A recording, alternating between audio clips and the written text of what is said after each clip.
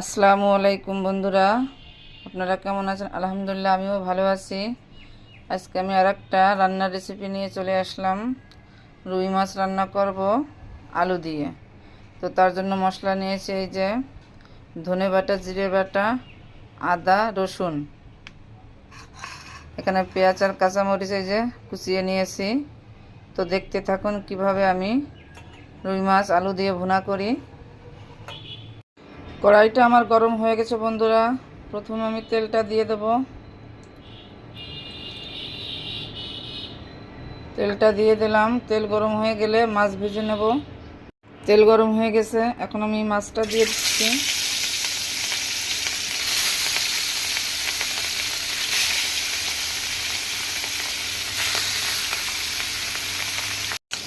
মাছটা এক পিঠ ভাজা হয়ে গেছে, উল্টিয়ে দেব।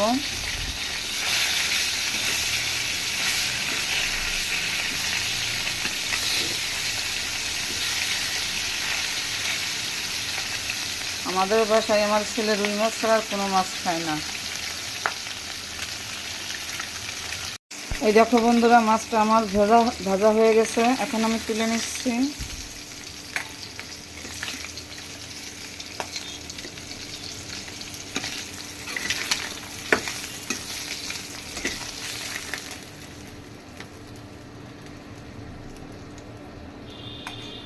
মাছটা তুলে নিলাম।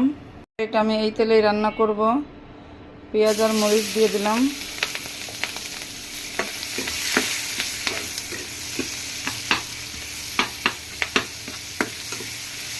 পেঁয়াজ আর মরিচটা আমি লাল লাল করে ভেজে নেব।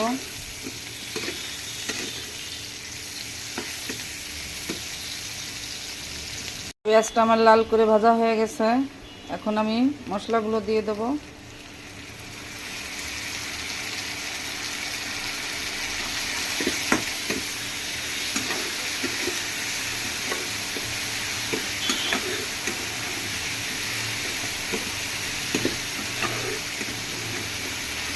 মশলায় আমি আর একটু পানি দেব। পানি দিয়ে ঢেকে ভালো করে কষিয়ে নেব।